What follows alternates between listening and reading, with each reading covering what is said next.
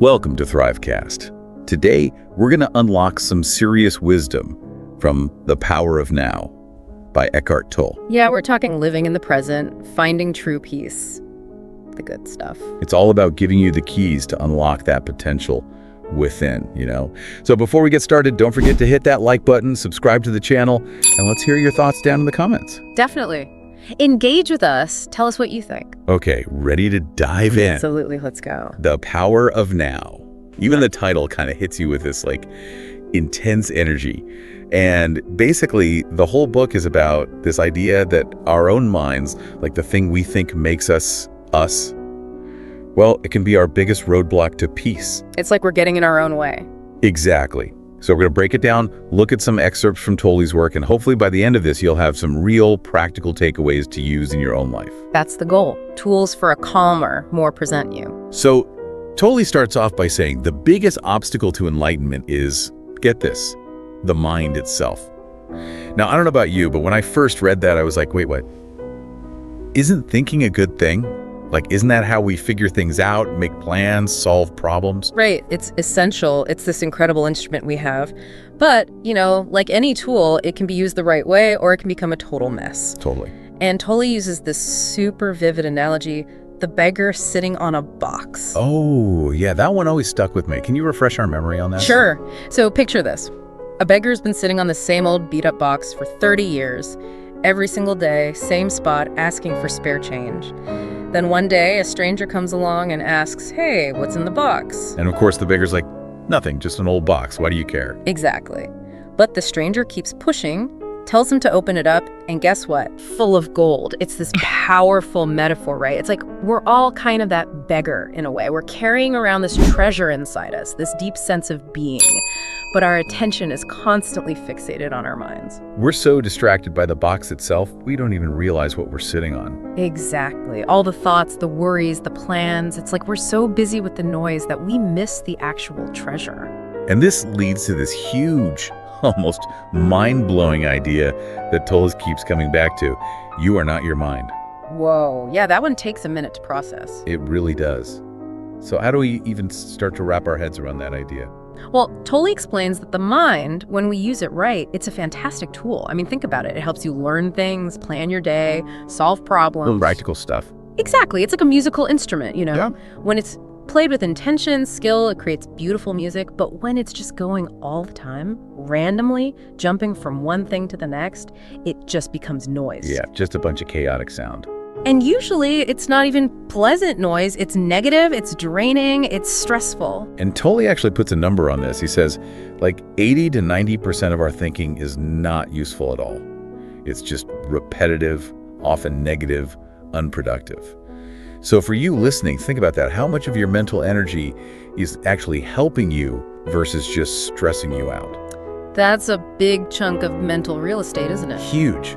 So the question is, why do we hold on to all that mental junk? What are we so afraid of letting go of? Right. And Tolle says that's where the problem comes in, when we identify too strongly with our thoughts. When we believe those thoughts are who we actually are. Exactly. He calls it creating a false sense of self or an egoic identity. It's like we build this whole persona around the stuff our minds are churning out, even though it's constantly changing. And that leads to feeling separated, right? Exactly. Yeah. Separated from others, separated from the present moment, separated from that true inner peace. It's this illusion of separation that Tolle says is the root of suffering. So if we're not our minds, then what are we? And how do we even start to untangle ourselves from this mental mess? Well, this is where the practice of watching the thinker comes in. It's like the first step in creating that separation. Watching the thinker. Okay, break that down for us. Basically, it means you start to pay attention to your thoughts as they come up, but you don't judge them. You don't get caught up in them. It's like imagine you're sitting by a river and your thoughts are like leaves floating by. You just watch them pass. So you're not trying to grab onto any particular leaf. You're not analyzing it. You're just observing. Exactly. And that act of simply observing creates space. It puts distance between you, the awareness, and the mind's activity. So for someone listening, what are some ways this thinker shows up in our everyday lives? What should we be looking out for? Oh, it's that constant chatter in your head, the never-ending commentary, the voice that's labeling everything, judging situations, worrying about what might happen, replaying conversations from the past. It's like that inner critic that just doesn't know when to quit. Right, and it's usually pretty negative, full of doubts, anxieties, criticisms. So does that sound familiar to you? Do you recognize that voice in your own head? I think most of us would probably say yes to that. So how does simply observing this voice help us realize we're not actually that voice? Well, by paying attention, you start to see that these thoughts, this voice, they're not who you are at your core. You're the awareness that's noticing them. Like you're not the radio playing in the background, you're the one listening to it. I love that analogy. It's so simple, but it really clarifies things. And Tolle mentions that as we start to disidentify from our thoughts, we might actually experience little gaps in that mental stream. What's the significance of those silent moments? Those are huge, actually. They're like little glimpses into your true nature. When you're not caught up in the thinking, you naturally tap into this deeper state of being. It's a state of presence, stillness, peace. And that's where you connect with a much deeper part of yourself. It's like a little break from the mental chaos. A moment of peace. Exactly. And those moments can be incredibly powerful and rejuvenating. Now, shifting gears a bit, Tolle also talks about the body as being a portal to the now. What does that mean? How does our physical experience help us be more present? Yeah, that one's always intrigued me. It's like, how can our physical body lead to a more spiritual state? It's actually really beautiful and practical. Tolle introduces this idea of the inner body. It's not just your physical form, but this field of energy that's always vibrating beneath the surface. Have you ever tuned into that feeling? It's like the subtle aliveness, this energy that's flowing through you. Honestly, I think a lot of us are so focused on the outside world that we forget to notice what's happening inside. It's true. We get caught up in our heads and our to-do lists, in the external world, and we lose touch with that inner space. So how do we actually connect with this inner body? It's all about shifting your attention. Instead of focusing on your thoughts, focus on the physical sensations in your body. Maybe it's the feeling of your hands, your feet, your breath, or just a general sense of aliveness throughout your whole body. So I can literally just close my eyes and feel my hands, and that's connecting with the inner body. Exactly. And when you do that, you're automatically in the present moment, because the inner body can only exist in the now. It's like anchoring yourself to the present through your physical sensations. Precisely. And it's a powerful way to quiet the mind and tap into a deeper sense of presence. Tolle suggests simple exercises like closing your eyes and feeling the energy in your hands, or doing a body scan, just noticing any sensations without judgment. Okay, so that's how we connect with the now, through our bodies. But let's talk about the power of now itself. It's the title of the book, so it's obviously a big deal. What is it about this present moment that's so powerful? Well, Tolle's whole point is that the present moment is all we ever really have. The past is gone, it only exists as memories in our minds, and the future, it hasn't happened yet. It's just a projection, an idea. But we spend so much time dwelling on the past or worrying about the future. Why is that such a problem? Because it creates so much unnecessary suffering. When you're constantly rehashing past hurts or anxieties or worrying about what might happen, you're missing out on the richness of what's happening right now. It's like we're constantly somewhere else in our minds instead of being fully present in our own lives. Exactly. And this leads to the distinction Tolle makes between psychological time and clock time. Yeah, that's a really interesting concept. Can you explain that a little more? Sure. So clock time is just the practical way we measure time, making appointments, setting deadlines, using calendars. It's a necessary tool for navigating the world. Right, it helps us function. But psychological time is that mental habit of dwelling on the past and the future. It's all the emotional baggage we carry around, the regrets, the worries, the what-ifs. And Tolle argues that this psychological time is what causes most of our unhappiness. Because we're never fully present, we're always caught up in our heads. Exactly. So the key is to shift our focus to this present moment.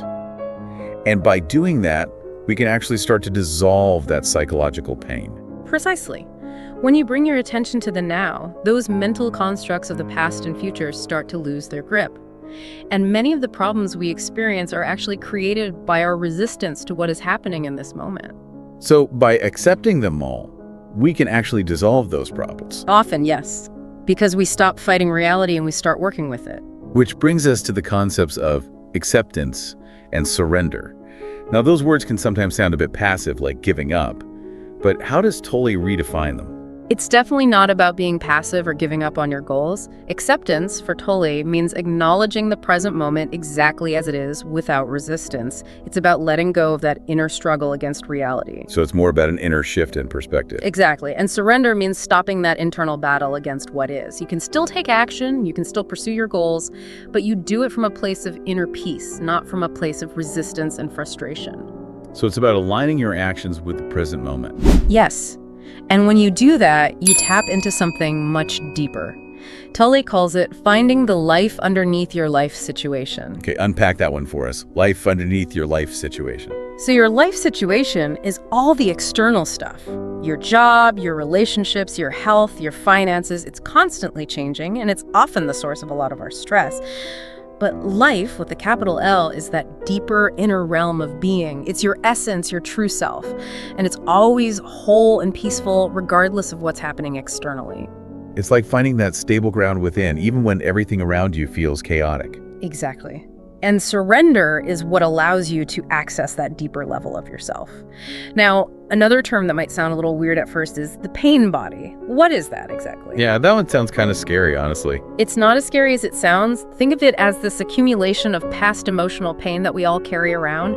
It's all the hurts, the traumas, the unresolved emotions that haven't been fully processed and released. So it's like a collection of our emotional baggage. Exactly. And it can have a pretty powerful influence on our lives. How so? Well, Tolle describes it as almost having a life of its own. It can lie dormant for a while and then suddenly get triggered by something and start demanding attention. So it's like this hidden force that can suddenly take over. Yeah, kind of. Yeah. And when it's active, it can create all sorts of problems. It can make you feel angry, sad, fearful. It can sabotage your relationships and lead to self-destructive behaviors. It's like it wants to keep us stuck in that past pain. In a way, yes. It feeds on negativity. So how do we deal with this pain body when it shows up? Yeah, what do we do when that emotional baggage starts spilling out? The key, just like with our thoughts, is to observe it without judgment. When you feel the pain body activating, don't resist it. Don't get swept up in its drama.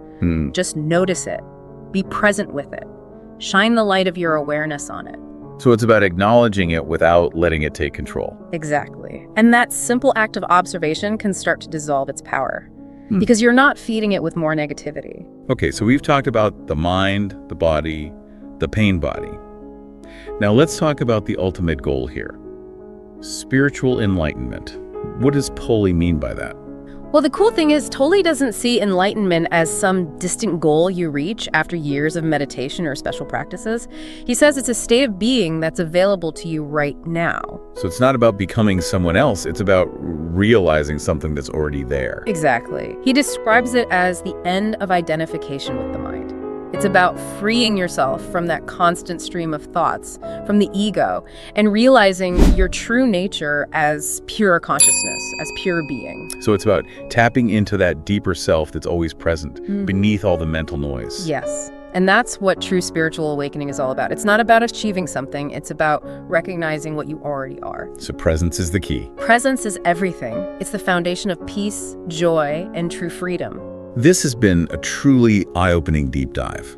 It feels like the core message here is about shifting our attention away from the drama of our minds and into the stillness of the present moment. Absolutely. It's about recognizing that true power doesn't come from controlling our thoughts or manipulating the external world, but from understanding our minds and learning to disidentify from them. So for you listening, the invitation is to start experimenting with these ideas in your own life. Try watching your thoughts without judgment. Feel the sensations in your body. Pay attention to this present moment. And as you go about your day, ask yourself, how would my experience change if I consistently focused on the now? What possibilities might open up for me? Powerful questions to ponder. If this sparked your interest and you want to learn more, we highly recommend checking out The Power of Now. It's full of wisdom and practical guidance. It's a life changer for sure. Thanks for joining us on this deep dive into the present moment. We'll see you next time. Until then, be present. That's a wrap. If this helped you embrace the present moment, hit like, subscribe, and share with someone who needs this. And don't forget to comment below what's one way you stay mindful every day. We'd love to hear from you. See you in the next episode. Take care.